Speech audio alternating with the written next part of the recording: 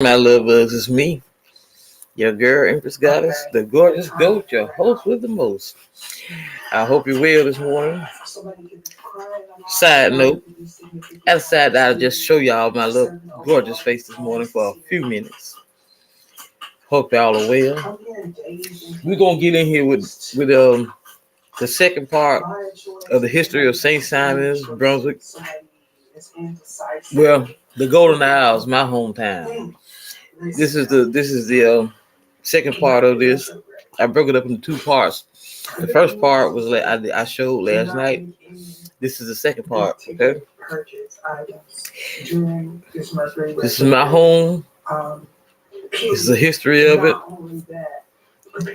I hope y'all enjoy it. If so, please like, share, subscribe. All right, my loves?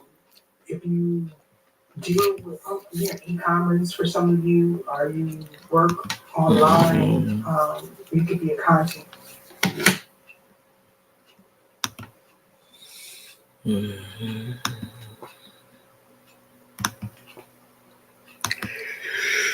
Oh boy. Writer and musician. To win her hand, Butler followed her acting tour of the States, even offering to perform in the orchestra pit to be nearer the stage she performed on. The Butlers resided in this large brick home in Philadelphia, where Fanny gave up the stage and pursued a literary career. In 1835, she published Journal of Frances Ann Butler, a somewhat scandalous memoir about her experiences in America. This book foreshadowed another memoir she would publish during the Civil War. Pierce Butler thought marriage would transform Fanny into a dutiful wife. Likewise, Fanny thought she could change Butler's views on slavery. Both were in for a rude awakening. In 1836, Pierce Butler and his brother John assumed ownership of their grandfather's Georgia holdings. In addition to Hampton on St. Simons, the estate included a plantation on Butler Island, surrounded by tributaries of the Altamaha River. By inheriting the Butler estate, Pierce Meese Butler immediately became one of the wealthiest men in America and one of the largest slaveholders. The ditches surrounding each rice field were part of a dike system designed by engineers from Holland. The outlines of these rice fields can still be seen from the air. Butler Island was only accessible by water. Like his grandfather, Pierce Butler ran it with a tight fist, forbidding Butler slaves to mingle with other slaves in the area. Living on Butler Island assured that they were virtually isolated from Darien and surrounding plantations. The house in this photograph was built in 1927 at the site of the original plantation home. In front is the remains of a steam-powered rice mill chimney built in 1850 and operated by Butler slaves. In 1838, Pierce, Fanny, and their daughters Sally and Fanny came to Georgia to live on the plantations, which spanned over 1,000 acres, from Butler Island near present-day Interstate 95 to Butler Point on St. Simons. Travel from Butler Island to Hampton was by boat and could take several hours of rowing by slaves in good weather. The journey took travelers from the open sound to narrower alligator-infested rivers. Slave oarsmen often sang to maintain a rhythm as they rowed, and each plantation could be identified by their songs. The last leg of the journey opened onto the wide Hampton River. Butler Point, or Hampton, would be the first land they would encounter. In the distance, they would see Cannon's Point. For sport, the local planters raced rowboats manned by hand-picked crews. Huge wagers were placed on the competing boats that often finished the half-mile course in 2 minutes 20 seconds. One of the Butler oarsmen, Liverpool Hazard, lived to be 110 years old. He recalled the master having slaves train weeks in advance of these races. Not far from Butler Point on St. Simons, near where Hampton River empties into the Frederica River, a small piece of land named 5 Pound was set aside as a holding pen for the plantation's most violent and incorrigible slaves. From the air, you can still see the outline of this prison camp.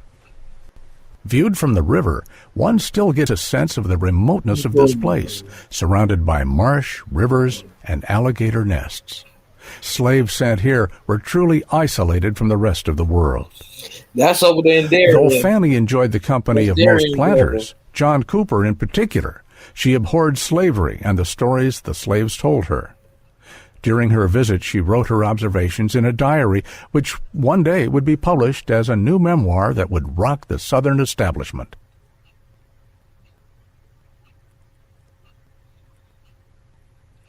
The War of 1812 brought another invasion to the island.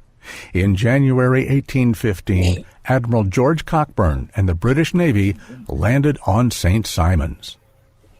The British ransacked the plantations, taking farming equipment and household items. They left with 138 Butler slaves, 60 slaves belonging to John Cooper, and another 238 owned by James Hamilton. Cooper and other planters sailed to Bermuda to seek the return of their slaves, and were astonished to learn they desired freedom rather than return to slavery. Many of the slaves settled in Halifax, Nova Scotia. Eventually, the planters were reimbursed for their losses by Great Britain. In 1850, one of the island's patriarchs, John Cooper, died at the age of 91, having left Scotland at the age of 16, never to return. His home at Cannon's Point, once the hub of social activity on the coast for many years, is now just a memory. The only evidence of this once prosperous plantation is the Tabby Foundation and the detached kitchen, where Sang Froid and Cupidon once prepared sumptuous meals. Scattered about the property are pieces of the past, each with its own story to tell to the discerning eye. The Hampton River, which once flowed just feet from Cannon's Point, is now separated from the island by a large swath of marsh grass. This stump is all that remains of a palm tree Cooper may have planted himself.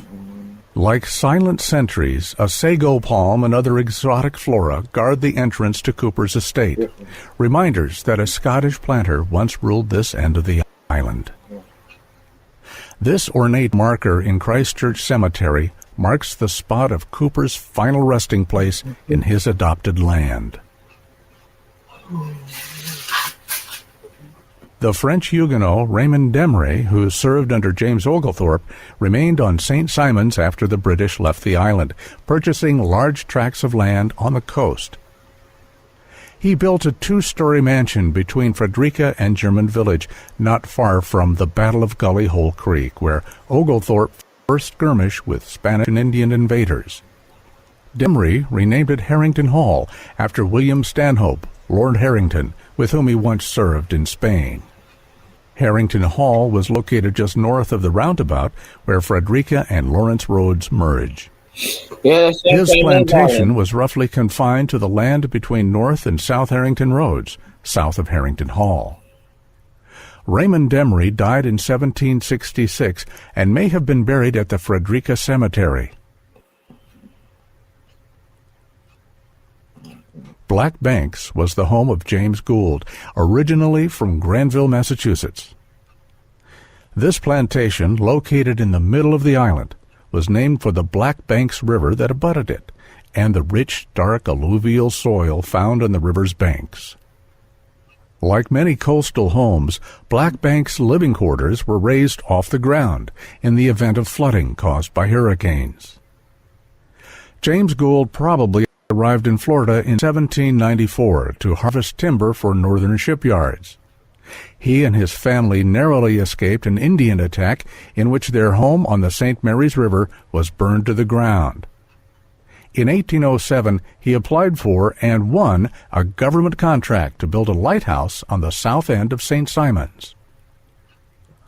The lighthouse was to be built on a 4-acre plot owned by John Cooper, who sold the land to the government for $1 in hopes that it would bring more shipping and commerce to the area.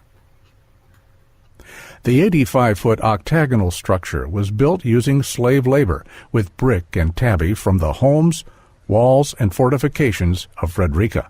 After it was completed, In 1810, President James Madison appointed Gould the keeper, a position he and several of his slaves fulfilled for the next 27 years. Gould died in 1852 and was buried not far from John Cooper's grave. South of Black Banks lay the plantation named Kelvin Grove. This estate occupied much of the island's southeast corner east of Frederica Road, from present-day Oglethorpe Park to the airport, and from near the St. Simon's Elementary School to the tip of East Beach. The first tract was purchased in the late 1700s by Thomas Cater, who came to St. Simon's with his young and beautiful wife, Elizabeth. Elizabeth Cater fell in love with their handsome overseer, and the two plotted to kill Thomas. The night of the murder, a loyal servant named Denbrough escaped with Cater's son Benjamin to Retreat Plantation, while Cater's wife and the overseer fled the island. Major Page of Retreat raised Benjamin as one of his own and provided for his education. Elizabeth Cater and her lover were never heard from again. According to family tradition, Denbrough, the faithful servant, buried Thomas Cater just north of the main house.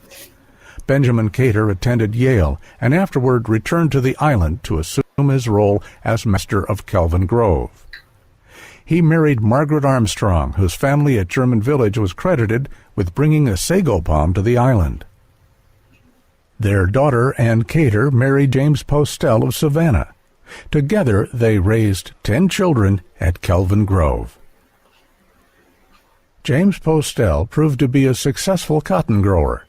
Since his land included much of the beach area on St. Simon's, he was also an avid seashell collector, and his collections were eventually donated to museums. Their son, Clifford Postel, and his family are shown in this 1912 photograph on their way to church. Their descendants still live on the island. This image shows the approximate location in red of the Kelvin Grove home on Cater Street. The drive to Kelvin Grove's plantation house was once lined with sago palms. The 2 sago palms shown here on Cater Street were among the plants lining the driveway.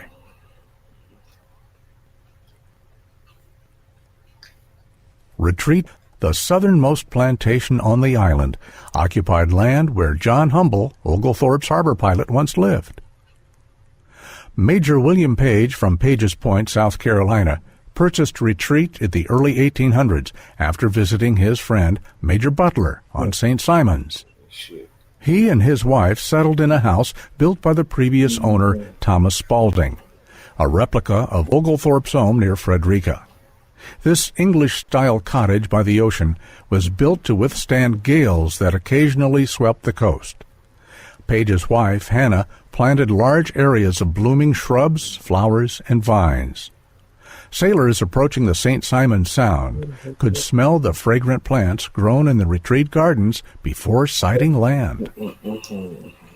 Naturalist James Audubon, who once visited Retreat, recalled it as one of those fairylands said to have existed in the Golden Age. Page's daughter, Anna Matilda, a much-admired Southern belle, learned from her parents the art of managing a large estate, a skill that would prove useful after she married. On a trip to the South in 1823, Thomas Butler King, a lawyer from Massachusetts, fell in love with and married Anna Page. 2 years after their marriage, Anna inherited Retreat. King was elected to Congress, where he served as chairman of the Committee on Naval Affairs and is credited for modernizing the Navy. Some of the ideas he initiated are in use today.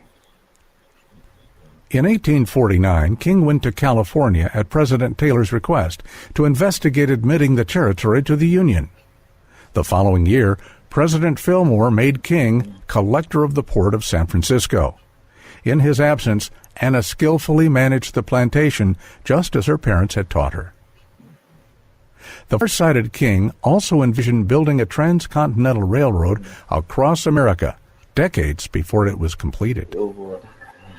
At Retreat, Anna and Thomas King raised 6 children: Georgia Page, Florence, Henry Ford, Kyler, John Floyd, and Mallory.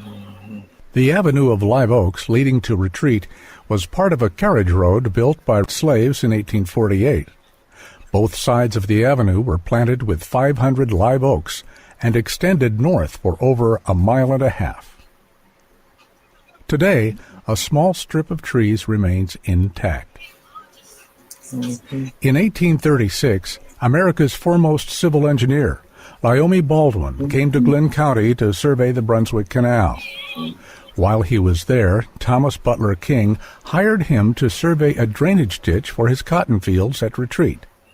The Baldwin Ditch, dug by slave labor, bisects the north end of the Avenue of Oaks. The sprawling house at Retreat, shown here in the late 1800s, survived the Civil War and a century of storms. Today, the ruins of a portion of the home are that remain of Retreat.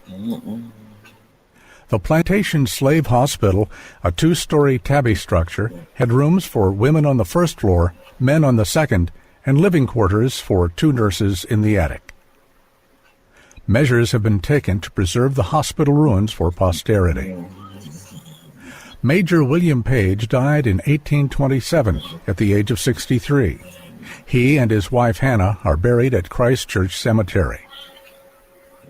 Nearby are the final resting places of Anna Matilda Page King, who passed away in 1859, and her husband, Thomas Butler King, who died in 1864. Today, Retreat Plantation is home to the Sea Island Golf Club Resort. Just northwest of Retreat lies Hamilton, the plantation owned by James Hamilton, who came to America from Scotland in 1775 with John Cooper. The 2 friends and business partners settled on St. Simons at about the same time. Hamilton purchased land at Gascoigne Bluff, the port for Georgia's First Navy, and where the Spanish landed in 1742. From the Deepwater Wharf at Hamilton Plantation, goods were imported to the island, and St. Simon's cotton and timber were exported to the world. James Hamilton's plantation became a major producer of long staple cotton, making him a wealthy man. Like Major Butler, he eventually moved to Philadelphia and sold the plantation to his namesake, James Hamilton Cooper, John Cooper's son. Slave cabins at Hamilton were built of tabby. A central fireplace divided each cabin, which housed 2 families. The cabins were restored by the local Cassina Garden Club and are now on property included in the National Register of Historic Places. After the War of 1812, Frederica was mostly abandoned, used only to send and receive mail, and a place for locals to gather for 4th of July celebrations, boat races, and picnics. By 1820, a one-legged seafarer named James Fruin acquired property at Frederica. He used it as a base for shipping produce and goods up and down the Georgia coast. Eventually, he would purchase much of the land at Frederica, where he also kept a tavern and store. Fruin was born near London in 1780 and served in the British Navy for 18 years, where it is likely he lost his leg. During the War of 1812, Fruin's ship, the Seahorse, participated in the attack on Washington, D.C. Men from his ship, possibly Fruin himself, occupied the town of Alexandria, Virginia. The Seahorse was also part of the British fleet supporting their attack on New Orleans. Captain Charles Stevens came to America from Denmark in 1836. Like Fruin, he shipped produce and freight along the Georgia coast by sailboat. He is shown here, about in 1860, with his daughter Mary. Stevens made Frederica the headquarters of his shipping business. Here he met and married the Fruin's niece, Sarah Dorothy Hay. Together they raised 7 children at Frederica. Over time, Charles Stevens acquired most of the property at Frederica. The Stevens home there stood for many years before the fort and Old Town became a national park. Hurricanes are a fact of life for people living on the Georgia coast. The native Indians who lived there established villages on the leeward side of the islands or in areas protected by live oak forests. For cotton planters, waterlogged fields meant the destruction of crops. During the 1800s, St. Simons experienced particularly destructive storms in 1804, 1824, and 1898. Storms also wreaked havoc on shipping, often hitting with little warning in the days before radar and satellites. This image of downtown Brunswick in 1898 attests to the flooding damage that can be inflicted on low-lying coastal areas. It don't flood like that no more down here. In 1803, enslaved Igbo tribesmen from modern-day Nigeria were shipped by boat to St. Simons. Though accounts of what transpired differ, it is known that a number of the men rebelled and drowned themselves rather than submit to slavery. The traditional location of their revolt is Dunbar Creek, which straddles the island between Hawkins Island and the Glen Haven neighborhood. The location became known as Ebo Landing. The landing is visible from the Sea Island Causeway Bridge. Local African Americans refused to fish at Ebo Landing out of respect for what happened there 200 years earlier. Raymond Demery's son and grandsons developed Mulberry Grove Plantation, whose footprint is roughly the outline of today's airport on St. Simons. In 1824, a young ward named Mary from Charleston was living at Mulberry Grove. One day, the Demery father and son quarreled. It's possible both were in love with her. The son left for Darien just as a hurricane approached the Georgia coast. The younger Demery attempted to return that evening. In the storm that covered the island in 6 feet of water, he and 5 black oarsmen drowned in Buttermilk Sound. Distraught over these events, Mary walked from Mulberry Grove to the St. Simon Sound, where she drowned herself. Over the years, a number of island residents claim to have seen Mary's ghost wandering the south end of the island. Since then, she has been known as Mary the Wanderer. Another tragedy befell island residents in 1838. This incident involved a boundary dispute between the Wileys at German Village and the Hazards of Pike's Bluff and West Point. Dr. Thomas Hazard challenged John Armstrong Wiley to a duel, but Wiley refused. Later, they met by chance at the original Oglethorpe House Hotel in Brunswick. This time, young Wiley accosted Dr. Hazard. The second time, Hazard shot him through the heart. John Wiley's grave marker at Christ Church Cemetery is a broken shaft, emblematic of a life that ended too soon. Some speculate that the Hazards were ostracized from Christ Church by other island plantation families and built a small chapel at West Point where they could worship in private. However, the Hazards were later fully reinstated at Christ Church. Over time, their tiny sanctuary was covered in pink light and became known as the Pink Chapel. The empty Hazard burial plot, a tabby enclosure, still stands on the east side of Christ Church. I done been to all them, all over that same side, Pink Chapel, Christ Church, all that. By 1857, Pierce Butler had run up enormous gambling bills and lost money on bad investments. Cats back in the day coming from out there. His mansion in Philadelphia and other properties were sold, but it wasn't enough to satisfy the debts. To help pay off his creditors, half the slaves, over 400, on his Georgia plantations were sold at a 2-day rain-soaked auction in Savannah. At first, the owner was to remain anonymous, but word soon got out that the slaves belonged to Butler, and the news made headlines. After the auction, the largest sale of slaves in this country's history, Butler took a trip to southern Europe. The sale of Butler's slaves, which became known as the Weeping Time, foreshadowed the end of an era and the ruinous days to come for all of the island's plantations. On Highway 17, as soon as you go into Darien, right before you get into Darien.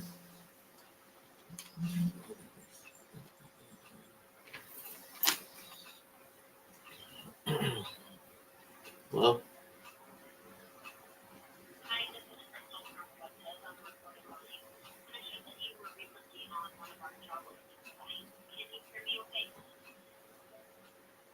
At the outbreak of America's Civil War, Joseph E. Brown, a fervent secessionist, was governor of Georgia. In April 1861, President Abraham Lincoln ordered a blockade of the Confederacy coastline, including Georgia's barrier islands. Governor Brown rushed 2,000 men to the Brunswick area, 1,500 of whom were stationed on St. Simons. Fort Brown, named after the governor, was built between Retreat Plantation and the lighthouse to guard the approach to Brunswick Harbor. Earthworks and batteries like these were hastily erected with the help of slaves from Retreat Plantation. In October of 1861, Union naval vessels entered the St. Simon Sound under the direction of Admiral Samuel Francis DuPont, fleet commander of the blockade. By March of 1862, the North officially took possession of the island. Frigates like the steam-powered USS Paul Jones of the South Atlantic Blockading Squadron kept vigilance in the Sound between St. Simons and Jekyll during the war. The lighthouse James Gould built was destroyed by the Confederates to prevent the Union from using it as a beacon for their fleet. The Confederate soldiers left the island quickly. Many of the island's planters and their sons enlisted in the Confederate Army, and their families took refuge on the mainland, while most of the slave population remained on the island. In August 1862, a Negro regiment landed on St. Simons to find 25 island slaves already armed and under the command of a fellow slave calling himself John Brown, who was later killed in a skirmish with the planters. In June of 1863, Robert Gould Shaw, colonel of the 54th Massachusetts All-Black Infantry Regiment, landed on St. Simons, a place he described as beautiful and enchanting in letters to his wife Annie. The senior officer at St. Simons was Colonel James Montgomery, a zealous abolitionist prone to using extreme tactics against civilian populations. Under his orders and against Gould's wishes, the undefended town of Darien, including the First African Baptist Church, was sacked and burned. Whether under Montgomery's orders or not, Christ Church at Frederica, constructed in 1820, was desecrated by the Union troops who burned its pews, shot out church windows, and demolished the altar. With the island's white families evacuated, the vandalized church remained open to the elements and quickly fell into disrepair. After leaving St. Simons, the 54 Massachusetts under Shaw would distinguish themselves in the assault on Fort Wagner in Charleston. Colonel Shaw was shot through the chest 3 times, leading his men over a parapet during the battle. His letters to his family would later exonerate him in the burning of Darien. After divorcing Pierce Butler, Fanny Kemble held onto the diary of her 1838 stay at the Butler plantations. She resisted abolitionists' requests to publish her accounts until her 2 daughters, in Butler's custody, came of age. In 1863, Kemble published her second memoir, Journal of a Residence on a Georgian Plantation, in 1838 to 1839. The effect of her book was immediate and far-reaching. Portraits of the life the slaves endured resonated with the English audiences at a time when the South sought Britain's economic support for their war effort. It is said that Kemble's diary rivaled Uncle Tom's Cabin in turning public sentiment against the Southern cause. Captain Stevens, originally sympathetic with the Union cause, was mustered into the local Confederate militia. James Fruin, the former British Navy seaman, remained at Frederica. To communicate with Stevens and others on the mainland, Fruin would light a fire at Frederica during the night when no Union troops were present. From Bell Point, 3.5 miles across the marsh on the mainland, Stevens could see the fire and would come to visit Fruin. On December 22, 1864, Stevens was taken prisoner while on patrol near the Altamaha River. 3 weeks later, Stevens was incarcerated at the Union's Fort Delaware in New Jersey, an unhealthy prison notorious for the high incidence of prisoner deaths. A few weeks after arriving at its facility, Stevens died of exposure to the cold and was buried at nearby Finns Point, New Jersey. A grave marker honoring Captain Stevens was placed in the Fruin and Stevens plot at Christ Church, Frederica. James Fruin also died at Frederica during the Union occupation, probably from the infirmities of old age. Charles Stevens' son John was with Fruin at the time and went to the south end of the island to inform a Union officer who sent a detachment to Frederica to bury the former British sailor. In December of 1862, Confederate forces under Robert E. Lee engaged in bitter fighting with Union troops, led by Ambrose Burnside at Fredericksburg, Virginia. Fredericksburg, as it happens, was named after the same Frederick, Prince of Wales, for whom Frederica on St. Simon's was named. Lee's men held the high ground of Marie's Heights, overlooking Fredericksburg. Henry Lord King of Retreat Plantation was killed in this battle after volunteering to carry dispatches to Brigadier General Thomas Cobb. He was killed by enemy fire upon returning from his mission. His body was retrieved from the field of battle that night. Thousands of men were buried at Fredericksburg, but Lord E. King's body was taken back to Georgia for burial in his family plot. Years later, 4 prominent citizens, Jacob Dart, Charles Spalding Wiley, M.J. Colson, and John Floyd King, posed for a photo to hear the tale of how Lord King's body was retrieved and brought home. The man telling the story was Neptune Small, Lord King's servant who accompanied him to Fredericksburg. Small crawled across the body-strewn battlefield at night and found his young master's lifeless body riddled with bullet wounds. The faithful servant brought King's body to Savannah, where it was temporarily interred until after the war, when it was safe to bring the body to St. Simon's for permanent burial. Lord King's grave at Christ Church Cemetery can be found in the King burial plot near the graves of his parents. Neptune also accompanied one of the other King sons, Cuyler King, during the Battle of Atlanta. Tradition holds that for his services to the King family, land overlooking the ocean near the lighthouse was named Neptune Park in his honor. Today, at Retreat Plantation, a sign marks the site of the slave burial ground. Nearby, a tabby marker where Neptune is buried recounts his heroic deeds. In 1863, the Ethan Allen, part of the Union's naval blockading squadron, sent men ashore for provisions. While rummaging at Retreat Plantation, the sailors took away souvenirs. One of the sailors took a mantel clock belonging to the King family. Time for slavery and the plantation system on St. Simon's had indeed come to an end.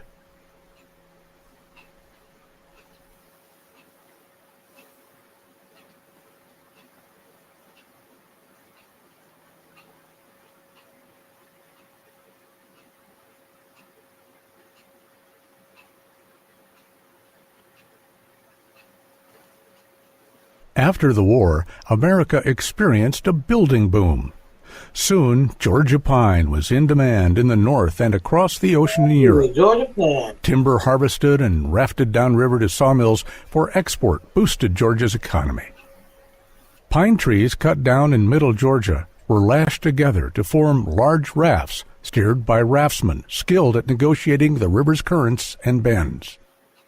A consortium of businessmen led by William Dodge of New York, for whom Dodge County, Georgia is named, acquired more than 300,000 acres of timberland in the central part of the state. The log rafts were floated down the Altamaha River to Darien and loaded onto barges for transport to St. Simon's. The journey from Lumber City to the coast could take 12 days, depending on the current. Once there, the raft handlers headed back upstream on foot.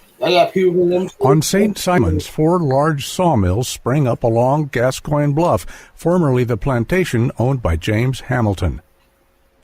The first mill, built by Urbanus Dart in 1874, occupied the southern end of the bluff.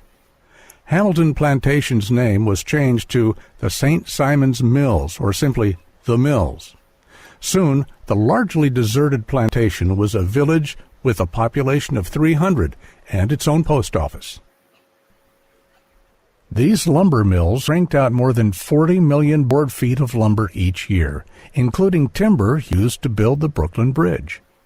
William Dodge's brother, Norman, co-owned the Dodge Meggs Company, which later became the Hilton Dodge Lumber Company. A third brother, Anson Dodge, was its superintendent. More than 1,000 ships anchored at the mills each year to load Georgia pine. The mills enjoyed modern conveniences of the day. Sawdust was burned to generate electrical power. Electric lights and the telegraph were in use by 1884. A deep well fed storage tanks that supplied fresh water to the mill operations, docked vessels, and even residences, while elevated rails carried lumber around the complex.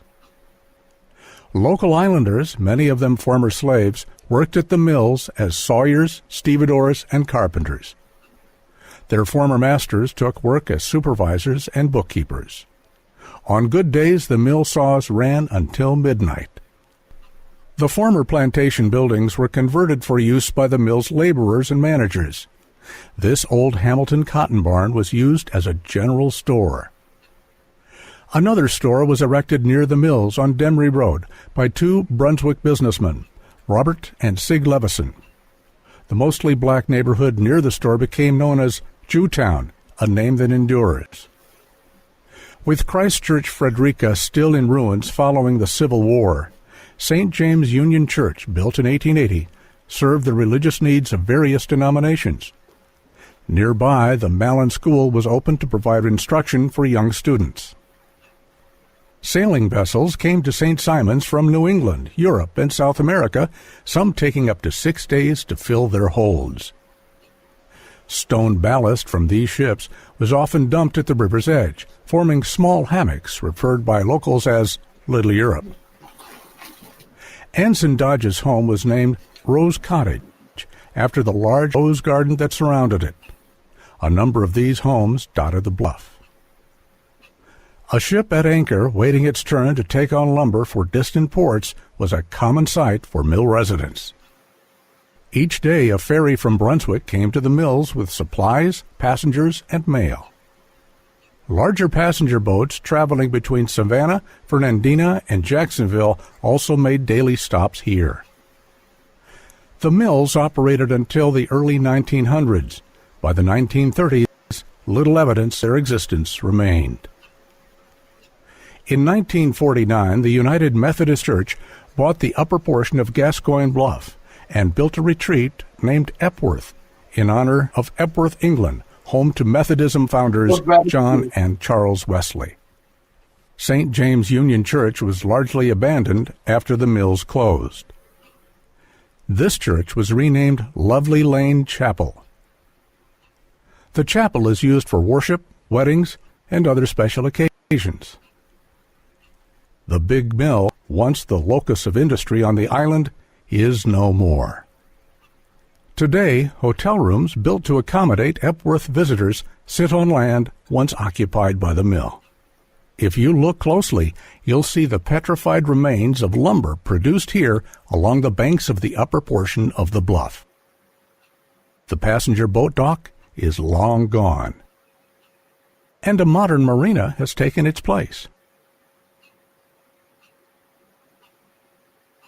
Anson Dodge, Jr., the son of Dodge Meggs' first superintendent and grandson of the wealthy philanthropist William Dodge, chose a different career path than his father and grandfather. Instead of commerce, he chose the clergy and enrolled at General Theology Seminary in New York. On his first visit to the island, he came across the abandoned Christ Church. Dismayed at its state of disrepair, he resolved to restore both the church and the cemetery. In 1879, at the age of 22, Anson Dodge quit the seminary and eloped with his first cousin, the beautiful Ellen Phelps Dodge. While on a world tour together, Ellen died of cholera in India. Dodge had her body embalmed and shipped back to St. Simon's in a metal casket. Grief-stricken, Dodge completed his seminary studies and was ordained in 1884. That June, he served as the pastor at St. Mark's Church in Brunswick and was made Christ Church Frederica's rector. As a memorial to Ellen, Anson Dodge began rebuilding Christ Church in the shape of the cross. The new church was completed that same year. Ellen's casket was placed in a lead-lined vault beneath the altar, with instructions that it be removed and interred in Dodge's grave upon his death. Dodge devoted his life to building schools and churches for black and white congregations. He built 3 churches for black residents of St. Simon's. One of them, St. Ignatius, continues to hold regular services. Like Christ Church Frederica, St. Ignatius was constructed in the form of a cross. In 1890, the Reverend Dodge married Anna Deborah Gould, the granddaughter of James Gould, who built St. Simon's first lighthouse. At the age of 3, their son, Anson Phelps Dodge III, was killed in a runaway carriage accident. His grave is marked with a simple cross. The Anson Dodge Boys' Home for orphan boys was established at Frederica in memory of their infant son. Anna Gould Dodge spent the rest of her life raising and nurturing orphan boys until her death in 1927. The Dodge burial plot is located just a few yards from the west end of Christ Church. Anna Gould Dodge is buried on the far left of the plot, next to her son's grave. In accordance with Anson Dodge's instructions, the remains of his first wife, Ellen, were removed from the vault beneath the altar. Both his body and hers were buried side by side in plain pine coffins. Dodge died at the age of 39. His funeral was the largest ever held on the island, with 7 ministers, including one who was African American, officiating. Most of the island's black population, some 2,000 people, came to pay their respects. Like Oglethorpe before him, Anson Dodge embodied the spirit of colonial Georgia's motto, "Not for self, but for others." The church Anson Dodge rebuilt continues to hold regular services and receives thousands of tourists each year. After the Civil War, Charles Stevens' wife Sarah returned to Frederica, which remained under her stewardship and the care of her descendants for many years. For a while, she served as postmistress for the island. Stevens' daughter Mary was born at Frederica and, with the exception of the Civil War years, lived there her entire life. Mary's sister Isabella, known as Belle, was also born at Frederica. She married William Curtis Taylor in 1875 and had 9 children, all of whom lived on the island. In 1903, Belle Stevens Taylor donated the old fort and 60 feet of land around it to the Georgia Society of Colonial Dames of America. In the 1940s, the rest of Frederica was deeded to the National Park Service, and the remaining Taylor family members relocated to other areas on the island. This photograph from the late 1920s shows Mary Stevens on the left, Isabella in the middle, and John Lawrence Stevens on the right. As a boy, John had remained at Frederica with James Fruin during the Civil War. When Fruin died, it was John who went to the south end of the island to inform the Union officer who sent a burial detail. John Stevens captained this boat named Annie, transporting passengers and supplies up and down the Georgia coast, including trips to the mills at Gascoigne Bluff. 5 of Isabella Stevens Taylor's sons are shown here. Their uncle, Isabella's brother John, is third from the right. The Taylors were among the last of a breed of island men who lived off the land and waters surrounding St. Simon's. They owned and operated the popular Taylor's Fish Camp on the eastern side of the island at Lawrence Plantation. The Taylors owned this inboard gasoline engine launch named Teal, which they used for guided fishing tours during the 1920s and 1930s. The Stevens and Taylor homes occupied a large footprint of Frederica, from the fort to the present-day Welcome Center. This map depicts the approximate locations of the Stevens and Taylor homes, as well as the Dodge Home for Orphan Boys, as they appeared in the 1940s before the land was acquired by the National Park Service. This photograph shows a barn that was raised near the fort ruins. One home, shown on the right in this picture, was also located very near the fort ruins. In addition to the Stevens and Taylor homes, there was a school at Frederica, which island children attended. Frederica remained a vibrant part of island life, a place where locals gathered for picnics, 4th of July celebrations, and other special occasions. On the site where Oglethorpe's men once kept vigil for a Spanish attack, and where James Fruin sent signals to Charles Stevens on the mainland during the Civil War, visitors enjoyed their leisure time. They still do.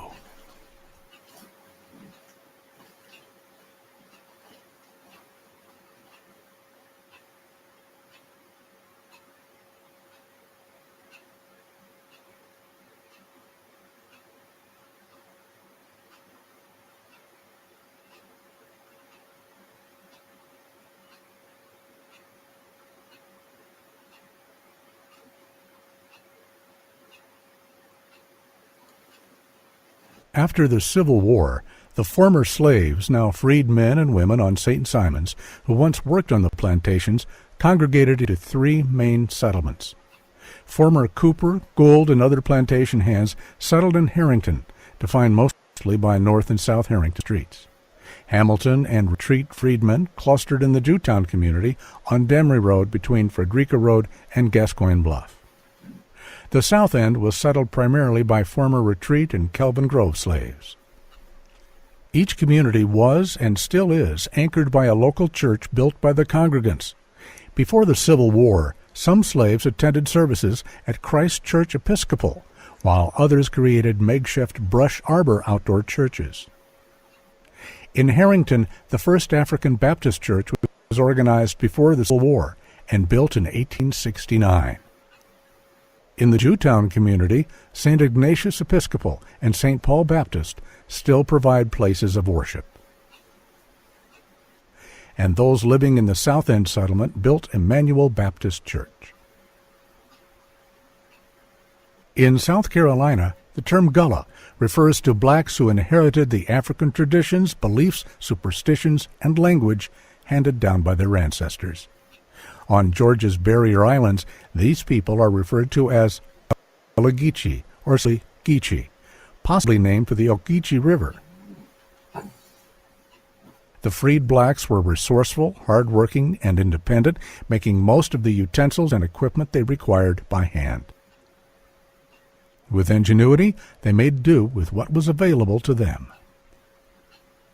Men like Charles Wilson kept alive traditions such as basket weaving, a skill brought over by his African ancestors and handed down by each succeeding generation. Most of the food they ate came from what they raised on the land or acquired by hunting and fishing. After the Civil War, the island's white population had largely abandoned St. Simon's. For entertainment, the black children created their own games and, for the most part, had the run of the island. Some of the islanders inherited African superstitions passed down from slavery. To ensure a dead person's spirit would not return to its home, personal possessions of the deceased would be placed on the grave. Objects were broken not only to symbolize a life as ended, but to prevent evil spirits from walking on the grave and disturbing the dead. Floyd White grew up in a Retreat Plantation slave cabin. His mother belonged to the Kings of Retreat Plantation, but his father was a postel slave at Kelvin Grove. As an adult, it is said that he kept a corn still at this house. He was killed by a drunk driver while walking on Demery Road near the Bloody Marsh Monument. The cabin, located at the intersection of Demery and Frederica Roads, may have once been part of Mulberry Plantation. For years, the former slave cabin has served as a gift shop. The interior has been preserved for the most part, and visitors can see the inside pretty much the way it was in the antebellum era. Willis Proctor, who lived in the South End community on St. Simon's, was an entrepreneur and was well respected by islanders. His grandfather helped plant the avenue of live oaks leading to the Retreat Plantation in 1848. His mother was a Retreat slave, and his father belonged to the Gould family. Slaves who married someone from another plantation was said to have married abroad. Mr. Proctor worked at the Jekyll Island Club and became William Rockefeller's personal valet. He also owned and operated a business in the South End community for many years. Until the late 1900s, this section of Mallory Street, running from Demery Road to the curve west of Demery, was named Proctor Lane. Very few slave descendants could trace their ancestors to a specific location. Ben Sullivan is one. His Arabic features hint at his Muslim ancestry. He is shown here in 1938 at the age of 88. Ben's grandfather, Salibu Ali, was a Fula tribe member from the town of Kiana in present-day Mali. At the age of 14, he was captured by African slave raiders, the European slave traders, and later purchased in the Bahamas by John Cooper of Cannons Point. Salibu Ali kept a Koran and practiced the Muslim faith throughout his life. James Hamilton Cooper made him head man of Hoopton Plantation, where he oversaw 450 slaves. In the Harrington section, a one-room schoolhouse with exceptional teachers gave young black students educational opportunities. This Rosenwald School, named for Sears executive Julius Rosenwald, opened in the 1920s. It also served as a community center for many years. Local residents of both races have combined efforts to restore the school and preserve its historical significance to the island.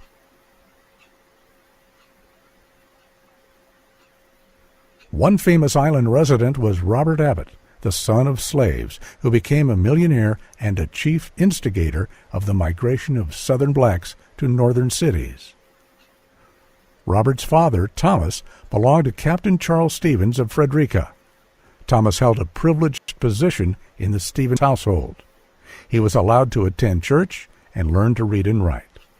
The other male servants whom he had charge over considered Thomas something of a tyrant. Robert Abbott left the island as an infant after his father died and was raised in Savannah. Eventually, he moved to Chicago, and at the age of 38 began the Chicago Defender with working capital of 25 cents. This newspaper, tailored to black audiences, had a circulation of 200,000 in the 1920s and made Robert Abbott a wealthy man.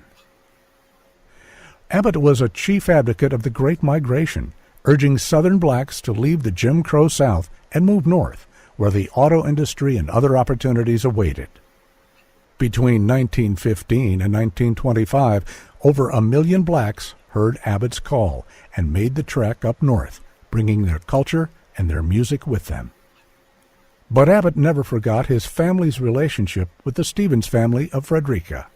He requested their permission to erect a monument on his father's grave, which was on Stevens' land, to honor his father and two aunts. During the Great Depression, he provided financial assistance to some Stevens family members for upkeep of the monument property. He even helped pay for their children's education.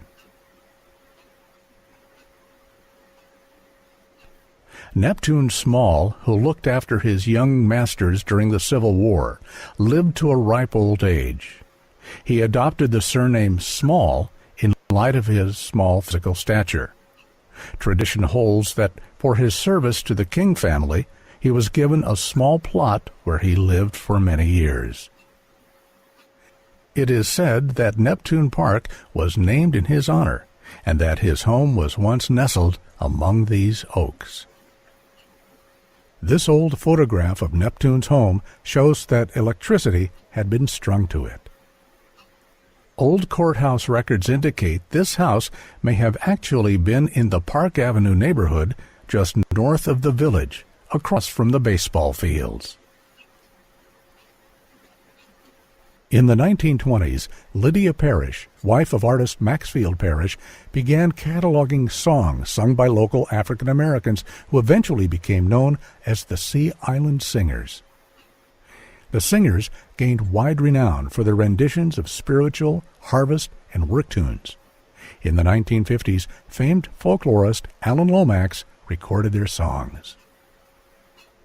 These songs, handed down from slavery, have been passed along to new generations of singers who keep the tradition alive. The Sea Island Singers have entertained presidents and world leaders visiting the area. Before the advent of radio and phonographs, islanders made their own music, a tradition going back to colonial days and no doubt to Indian occupation. Bill Tatnall, shown here on his front porch near Frederica, was recorded by Alan Lomax in the 1930s. In February of 1938, the Christchurch Episcopal pastor, Charles Lee, who lived in this former rectory near the East Beach Causeway, was murdered. This was during Prohibition, when authority figures, including Reverend Lee, railed against vices like alcohol consumption. Lee was shot through the back window while at his study writing a sermon. Some people speculated he had been killed because of his vocal opposition to liquor and gambling establishments on the island. George Claiborne, an African-American living in the nearby South End community, went to prison. Several white men implicated in the crime were acquitted. The murder remains history. The Washboard Band, a group of local musicians, made a name for themselves, playing in local clubs and at events on Sea Island and Jekyll. In 1958, they recorded an album under the RCA Victor label. One former resident from the South End community became an internationally known figure. James Nathaniel Brown left the island at an early age and made a name for himself as an NFL Hall of Fame running back, a Hollywood actor, and a key figure supporting African-American-owned businesses. In 1988, he started a program to mentor inter-city gang members.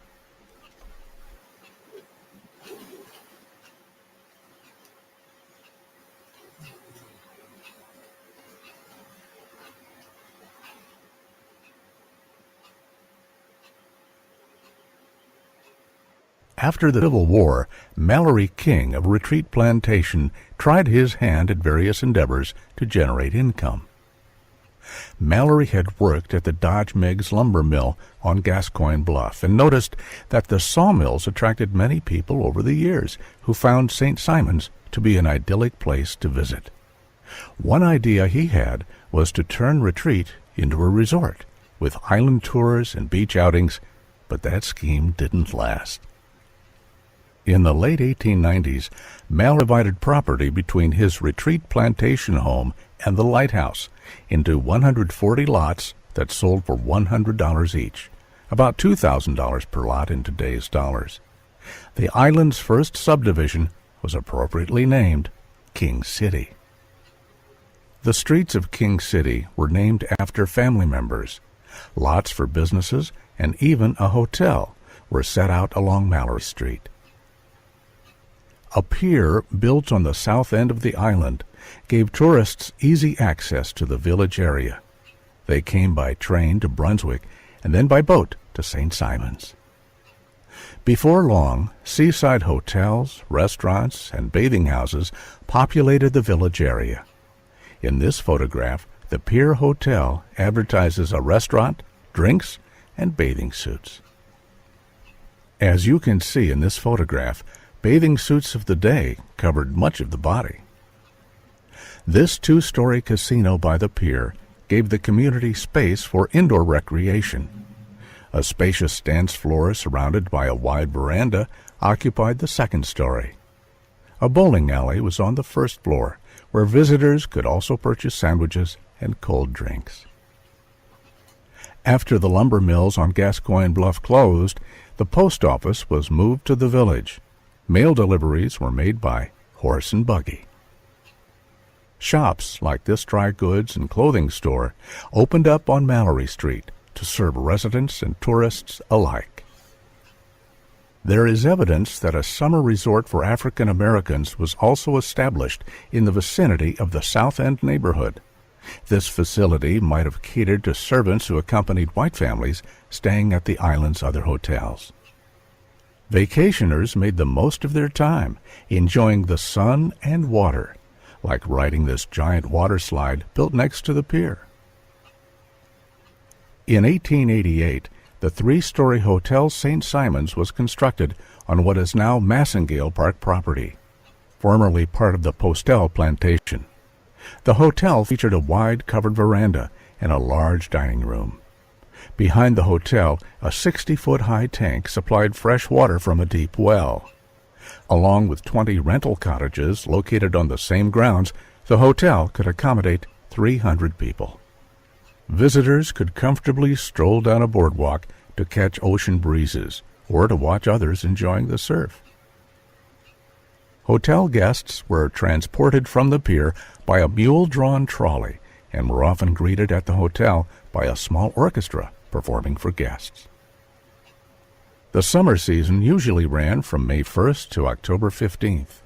Since the same company owned both hotels, furniture, linen, and dining ware for the Hotel St. Simons were transferred from the Oglethorpe Hotel on Newcastle Street in Brunswick. After the summer season ended, everything was returned to the Oglethorpe Hotel. Some guests camped out on the north end of St. Simons and on Long Island, now called Sea Island, where hunting preserves were stocked with pheasant, turkey, and wild deer. A few automobiles were brought over to the island on ferries, providing more modern transportation for hunting and fishing expeditions.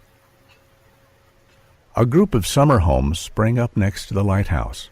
Many of these beach cottages were owned by Waycross residents and became known as the Waycross Colony. Here, visitors enjoyed ocean breezes while sitting in the shade of a front porch. In summers, menfolk worked on the mainland during the week, took the train to Brunswick, and rode the ferry to St. Simons to be with their families on the weekend. The younger generation experienced their own version of endless summers, splashing in the surf, fishing off the pier, bowling at the casino, or just relaxing on a hammock in the shade, waiting for the dinner bell. In 1898, the Spanish-American War began, and St. Simons was once more home to an invading army, this time American soldiers who came by boat and by barge. Though never used in military action, gun batteries were set up overlooking the St. Simons Sound between the village and Retreat Plantation to protect the port of Brunswick. The locals did their part to make the visiting army feel at home, as these members of a North Carolina regiment discovered. Camp Barker occupied much of Neptune Park near the village. Here you can see part of the Waycross Colony in the foreground. Today, this space is occupied by the St. Simons Library, casino theater, a public pool, and a miniature golf course. In December 1898, the Hotel St. Simons burned down. Vacationers found accommodations at other island hotels, like the Ocean View Hotel, located near the current King and Prince. Room rates were $2 a night, about $56 in modern currency, or $11 for a week, which is about $300 today. A new St. Simons Hotel under different management was erected on the site of the old one in 1910. This three-story hotel with wide wrapper porch afforded year-round accommodations to visitors. In the evenings, dining room guests wore formal attire. The new hotel offered rental cottages with maid service. Like its predecessor, a long boardwalk led down to the ocean. A narrow-gauge track connected to the pier made it more convenient for hotel guests arriving by boat to reach the St. Simons Hotel in comfort. By 1910, the old mule-drawn trolley had been replaced by motorized conveyances capable of carrying 30 people at a time. Like its predecessor, the new St. Simons Hotel burned down in 1916. That same year, the Hotel Bellevue near the pier was rechristened the St. Simons Hotel. Today, Massingale, the site of the old and new St. Simons Hotels, is a popular county park that provides tourists and locals alike access to the beach. By the early 1920s, the days of the horse and buggy on St. Simons were about to be numbered, and the pier, once the hub of activity for people coming onto or leaving the island, would soon be relegated to a popular fishing spot.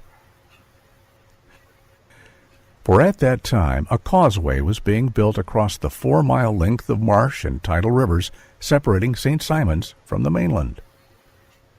The man in charge of constructing the causeway was a Georgia Tech engineer and Brunswick city manager named Fernando Torres.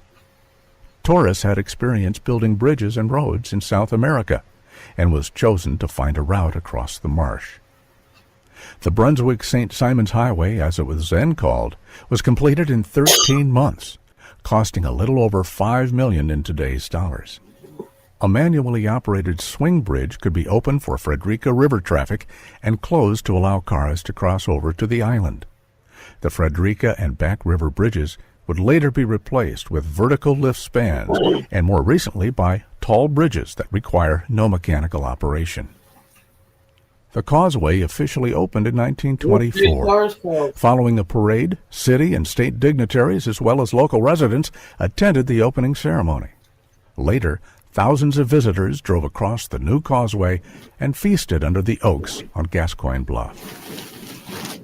In 1952, the year after Torres died, 29 years after its dedication, the road would be renamed the F.J. Torres Causeway. The causeway's impact on St. Simons was immediate and still resonates today.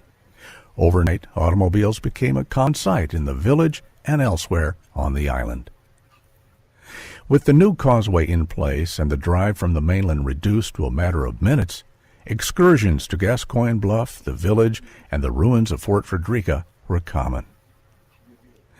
Even before the new causeway was completed, Brunswick residents who had summer cottages on St. Simons began to think about building permanent homes on the island. This 1924 plan for a new subdivision included parks on the north and south ends of East Beach, a hotel with parks in the middle at about 10th Street, and two causeways connecting it to Demery Road. In 1935, the Works Progress Administration, under President Franklin D. Roosevelt, began construction on a Coast Guard station at the foot of East Beach, just yards from the high tide water mark. By the 1950s, the land between the station and the ocean had accreted substantially. This facility is now a maritime museum with exhibits that inform visitors about its history. Today, the buildup of land in front of the former Coast Guard station extends over 100 yards, as has the terrain fronting the original beach houses built on East Beach. The shore fronting this neighborhood is continually changing due to action of wind, ocean currents, and wave action. The main part of St. Simons was formed over 25,000 years ago during the Pleistocene geological period. East Beach and Sea Island were formed about 10,000 years later during the Holocene epoch.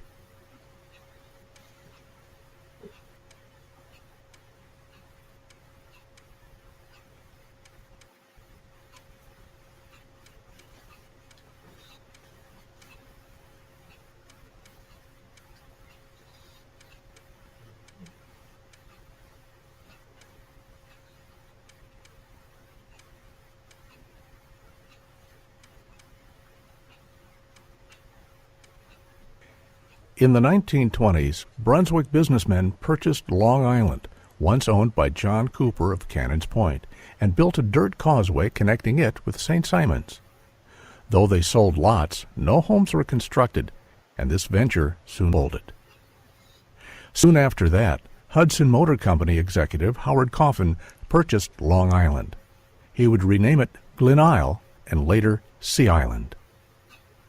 Coffin and his cousin, Alfred Jones, developed Sea Island into a modern resort destination with generations of loyal followers who returned with their families year after year.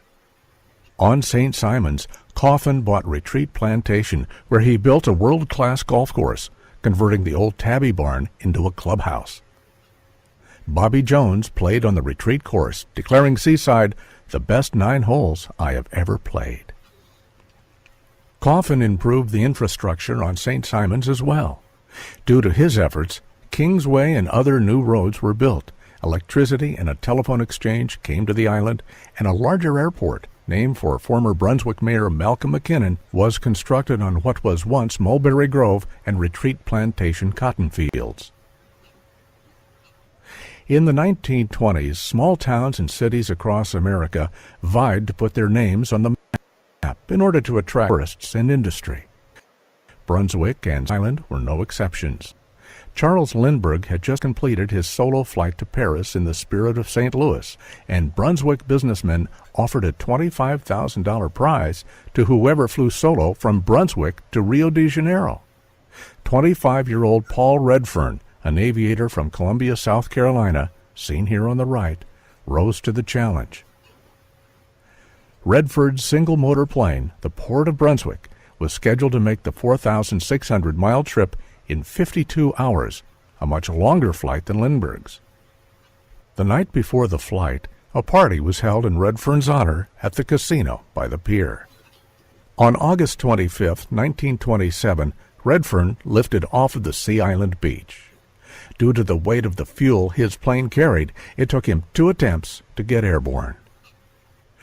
Redfern was last seen flying over Venezuela. He never made it across Amazon jungle to Rio, and his plane has never been located. The island's original airport, which Redfern often used, was renamed Redfern Airfield in his honor. Today, it is known as Redfern Village, home to popular restaurants and retail shops. In 1929, an antique dealer in Massachusetts purchased an old clock. Inside, he found a card inscribed USS Ethan Allen on blockade, January 10, 1863. The dealer traced the clock back to Retreat Plantation, where it had been stolen during the Civil War.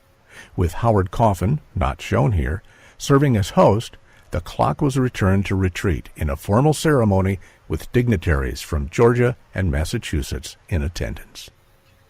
In 1937, Howard Coffin, in ill health and distraught over the death of his wife Matilda, took his own life. Both he and his wife were buried at Christ Church. In life, it was their habit to sleep with their beds positioned in a north-south orientation.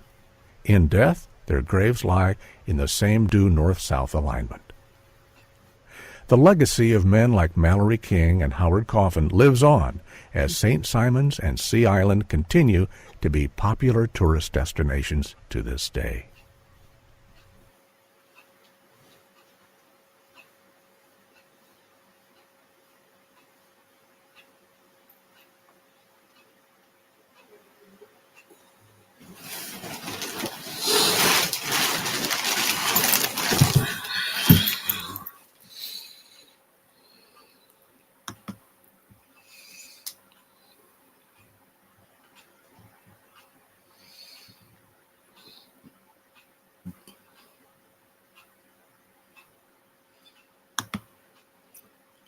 And by a local boat captain, Olaf Olsen, who was the first person to reach the wrecks. Both ships were raised and brought to Brunswick for repairs. Those As this photograph shows, the German torpedo that sunk this ship created a hole large enough to drive a locomotive through.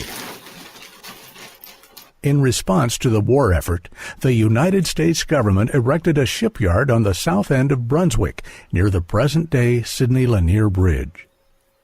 The shipyard produced 99 cargo vessels, nicknamed Liberty ships, which were used to carry grain and military supplies to Europe and to the Pacific. The Navy installed a blimp base on the north end of Brunswick, where the Federal Law Enforcement Training Center is now located. Dirigibles like this Navy blimp were used to hunt German U-boats along the coast from Mayport, Florida to Savannah, Georgia. While on patrol, crews on these blimps often used carrier pigeons to send messages back to base instead of using radio transmission. During the war, 90,000 vessels were escorted by blimps like these, with no loss to enemy action. On St. Simons, the United States Navy leased McKinnon Airport and converted it into a fighter training base. The Navy built a new control tower, runways, and barracks. For recreation, the Navy built a gymnasium with a stage in the building, highlighted in this photo. After the war, it was known as the Playhouse, a place where young islanders played basketball and where stage productions took place. A baseball field, visible in this picture, was laid out on the north end of the main runway. On the lower right of this picture, you can see the former slave quarters where Floyd White once lived. Movement on and off the island base was strictly monitored. The threat of spies and saboteurs infiltrating the coast by way of German U-boats ensured heightened security efforts. Pilots were trained to fly aircraft like the Hellcat fighter plane and the Avenger torpedo dive bomber. Unfortunately, a number of plane wrecks occurred during training, some of which resulted in the loss of lives. The island residents did their part to aid the war effort.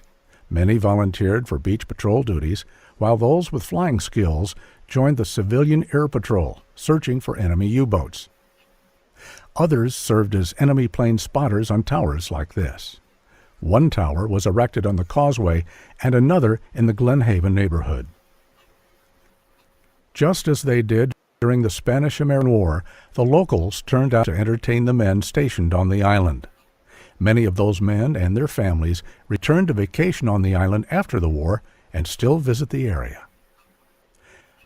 Later in the war, the St. Simons Naval Air Station's mission changed from fighter training to supporting a new combat information center.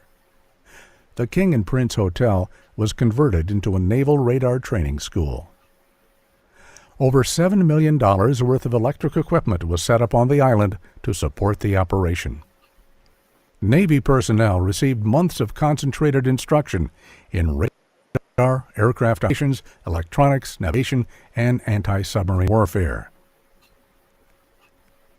The influx of shipyard workers and Navy personnel overwhelmed the available housing in the Brunswick area, and the population nearly doubled overnight. Many residents took in boarders. Some workers, operating in different shifts, even used the same bed.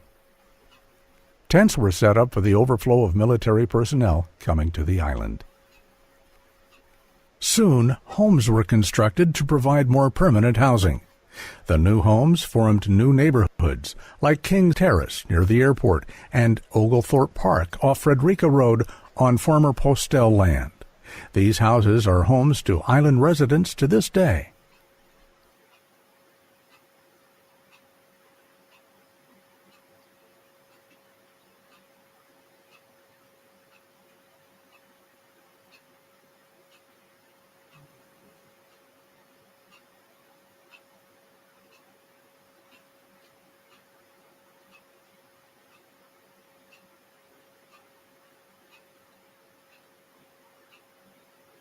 Hurricanes have always been a threat to people living on the coast. In 1964, Hurricane Dora made landfall above St. Augustine, Florida. Further north, its powerful sustained winds slammed into the Georgia coast.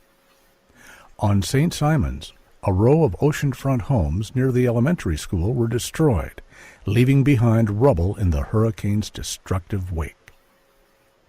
As shown in this picture, Hurricane Dora and the hurricane of 1898 took large bites out of the island's southeast corner, from 7th Street to Myrtle Street.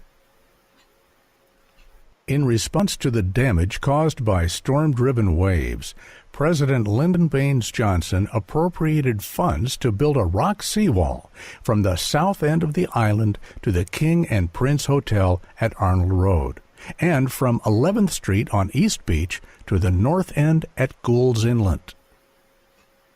EqG Prst, whose books about St. Simons have captivated the imaginations of readers from around the world, first came to the island in 1961.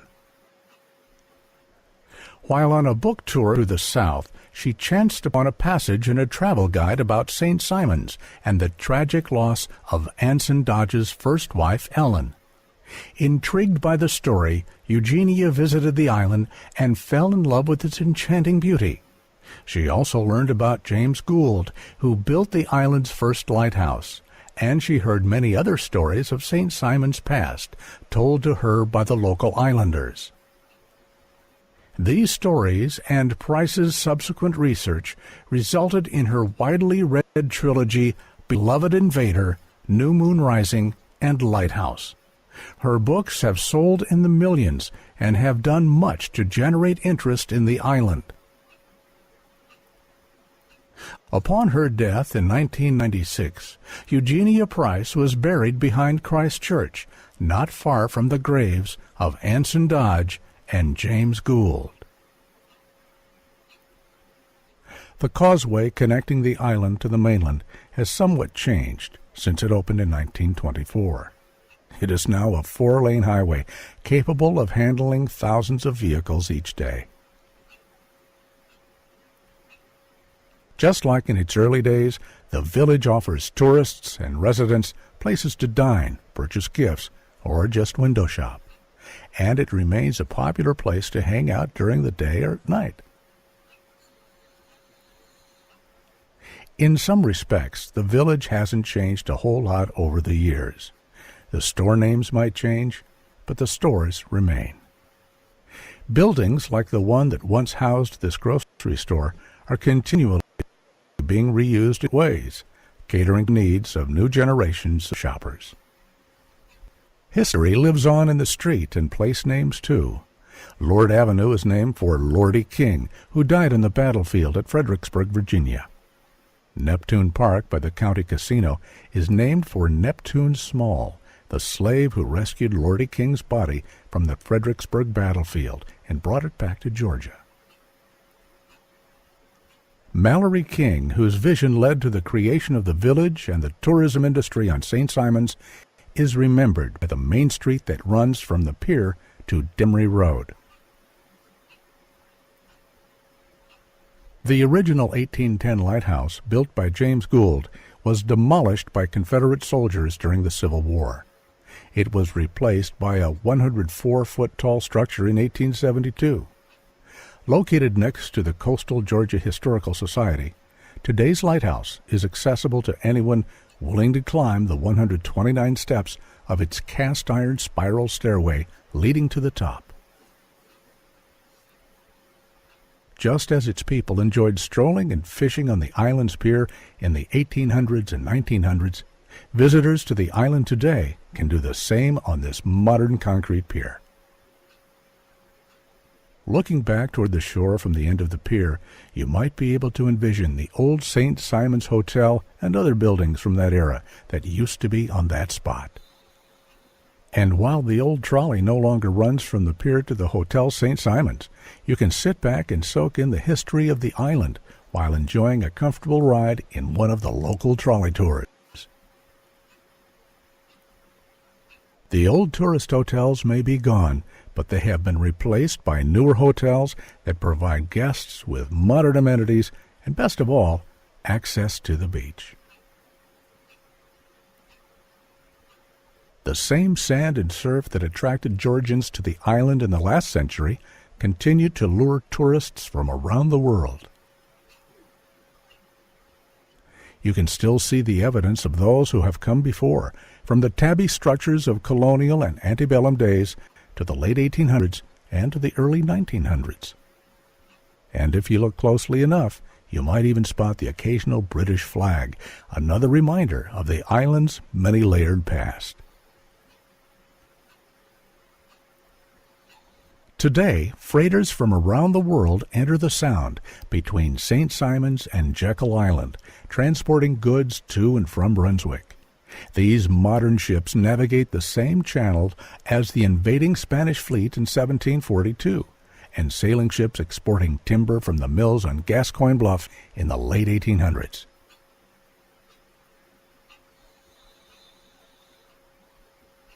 Where German U-boats once prowled, local shrimp boats ply their trade, and charter fishing boats cater to tourists.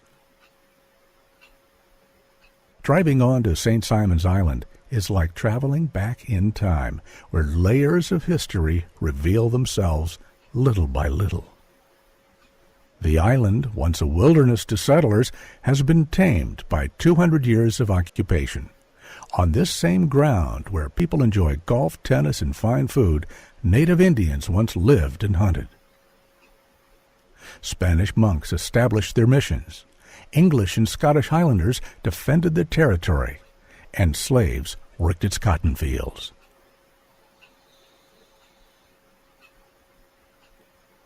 Some days in the early light, you can see the same sights as the first native who stood on St. Simon's sandy shore. You might wonder who else once stood on that spot, marveling at its tranquil beauty, and who, many years from now, will do the same thing. And in that moment, you too have become a part of the island's history.